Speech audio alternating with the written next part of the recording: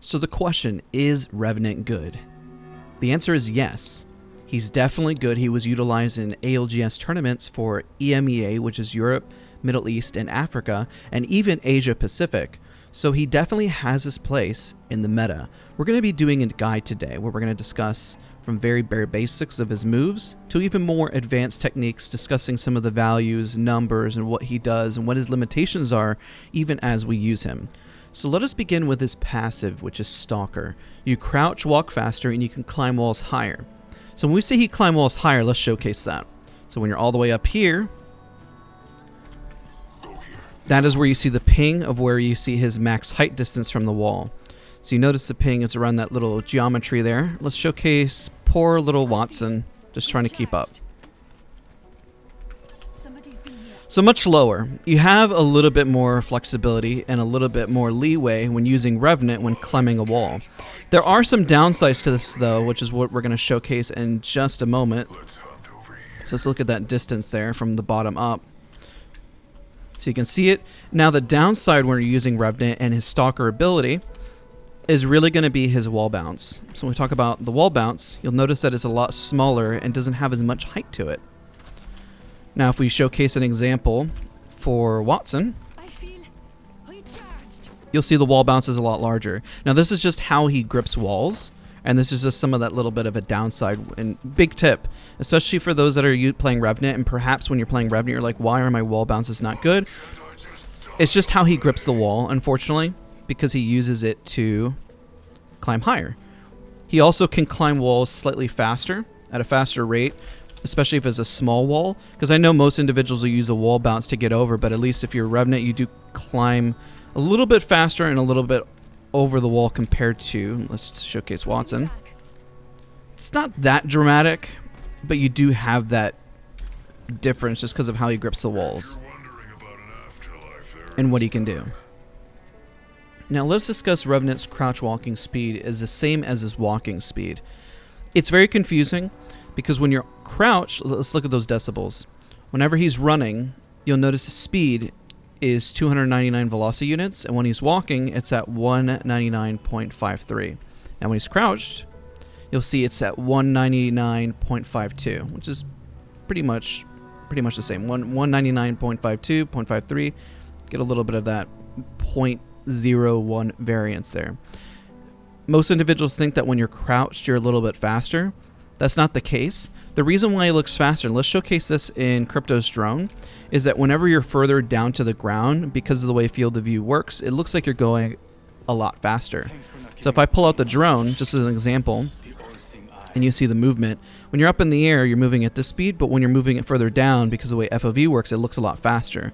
The velocity is still the same, as you can see, but when you're lower to the ground, let's say if you were like a shorter legend like Revenant right now because he's crouched, you look like you're moving faster.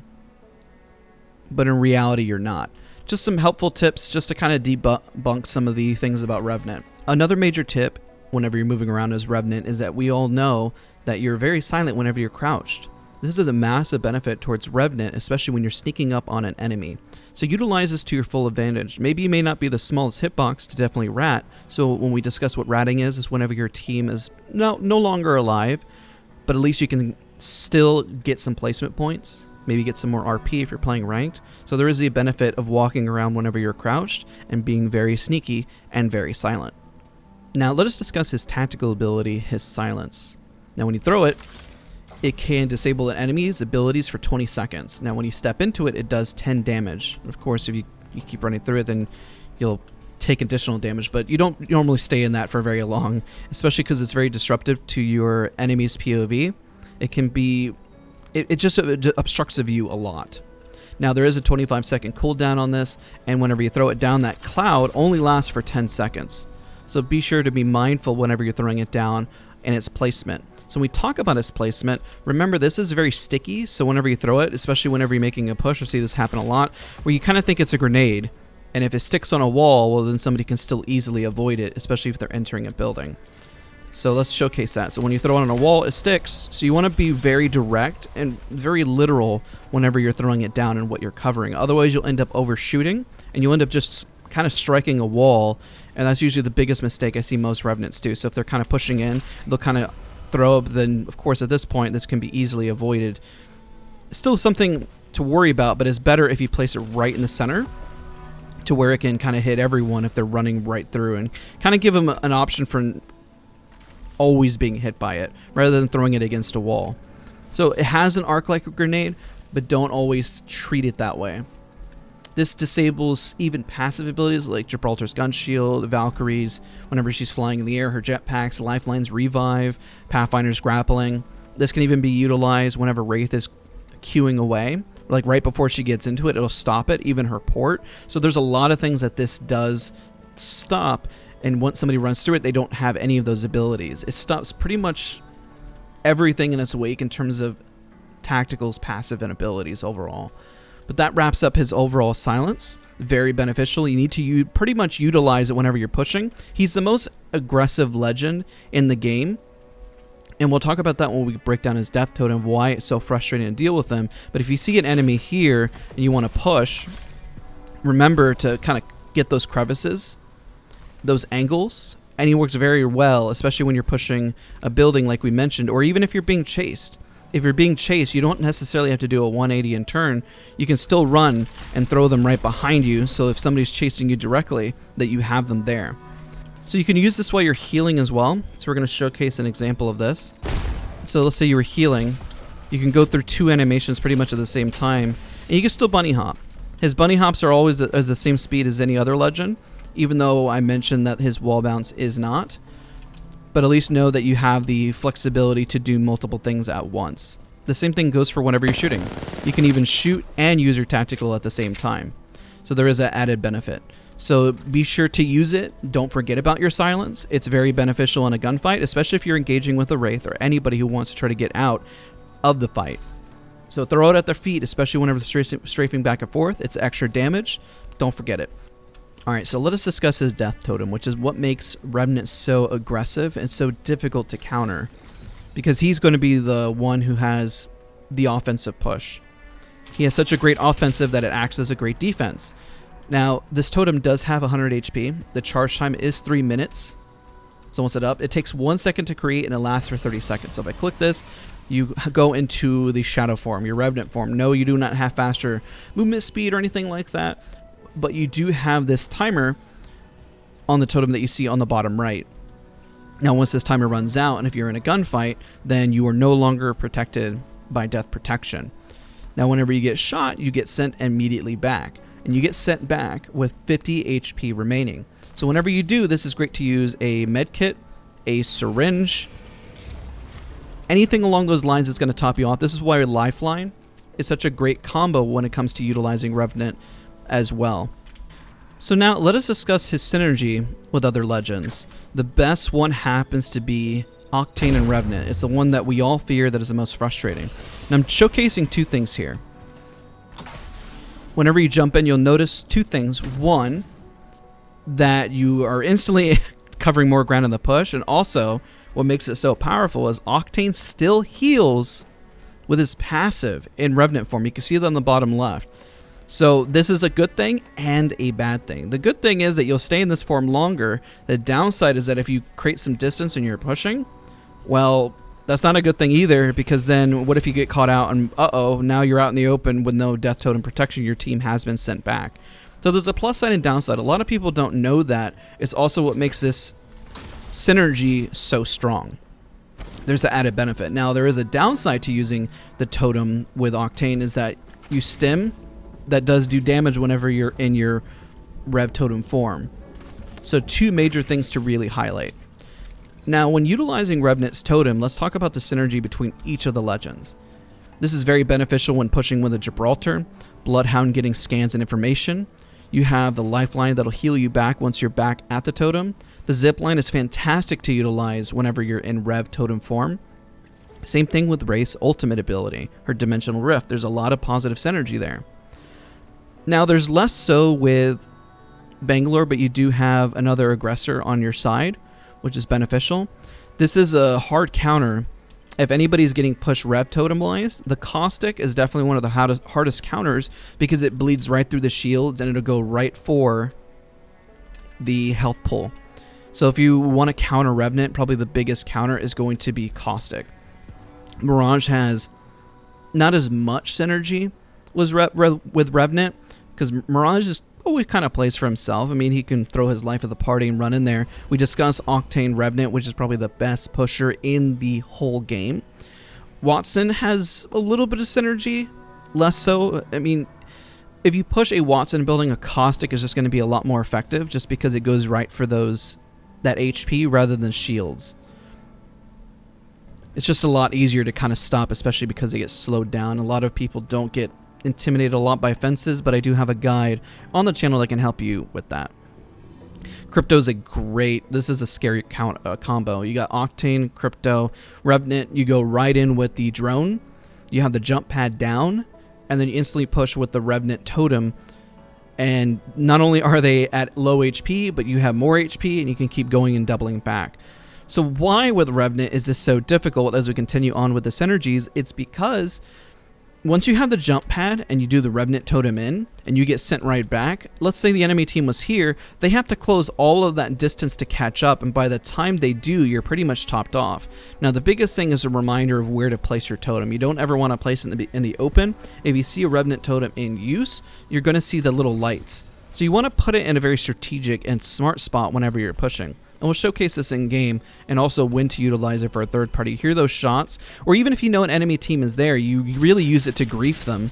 So you put it in the back rather than in the open or in a little angle, so that it's harder to find. So it'd be smarter to put it somewhere around this angle rather than pushing it around this angle. Somewhere the harder it is to get to and find them, the more difficult it is for the enemy to get all the way over here and then start shooting and covering. That's why Gibraltar has good synergy.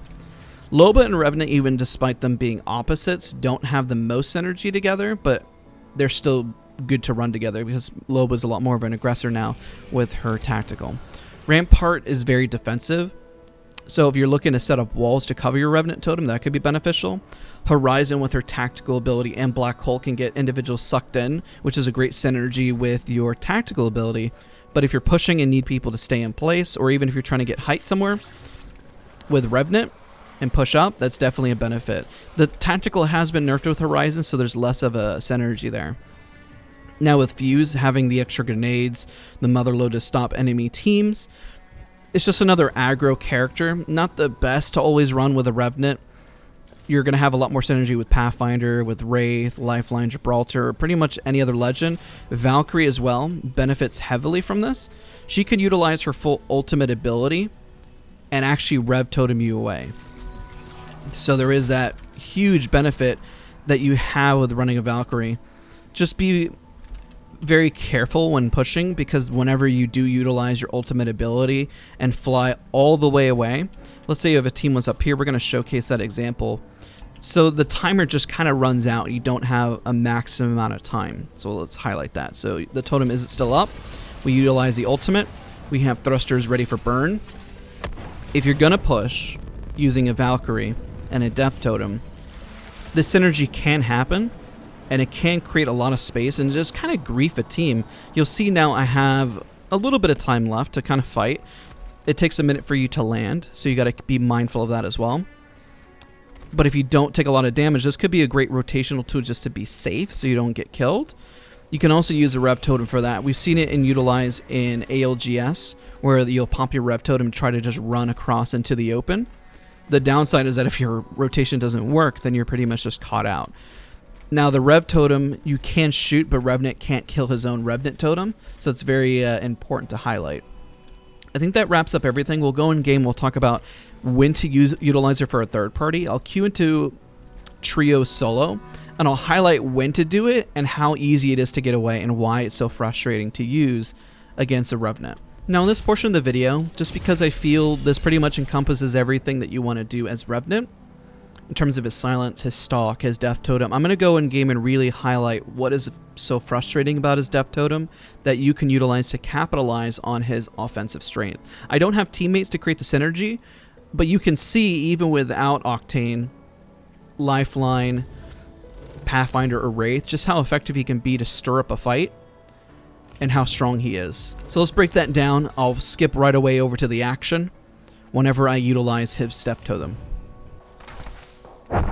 So now this is a great example. Let's use a quick guide on how to use this totem. So we hear a third party going on, hear the shots. We have it around this corner. I don't have the best armor situation.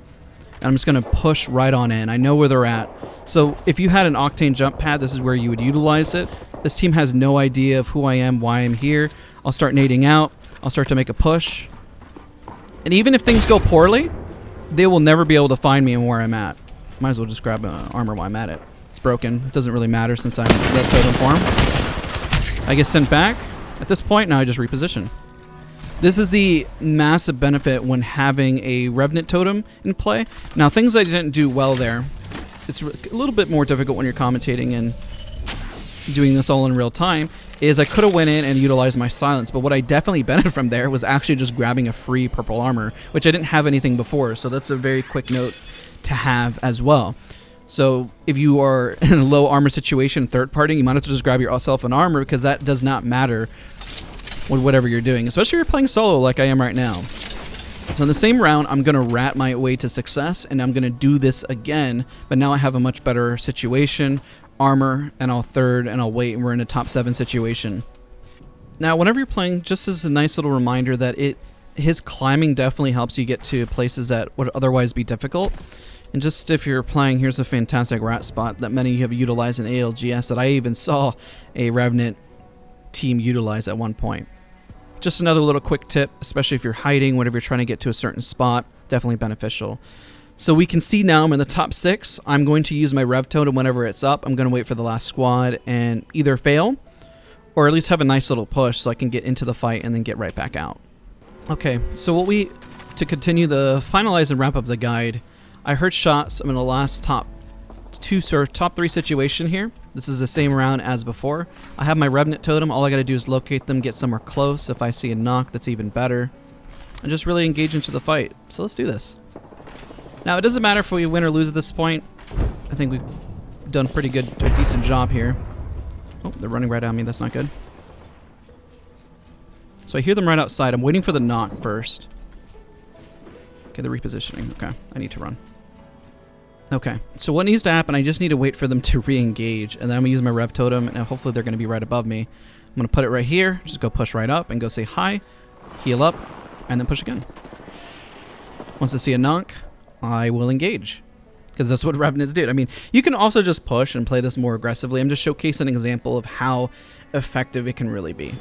I just want to highlight how crazy it is that I'm playing a pub, and granted I'm solo queued at the moment, but that the fact this is almost ending almost in the final zone, that's kind of crazy. If I wasn't doing this guide and tutorial, I would just push up, even if I were to die. Now, if they drop down, I'm dead.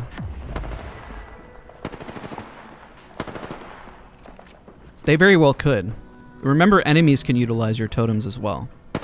Alright, the zone is closing again. Very interesting. Last 2 teams just don't want to fight. They've been poking each other from a distance. Okay, there's one knock. Might as well. Let's just go. Oh, I got hit.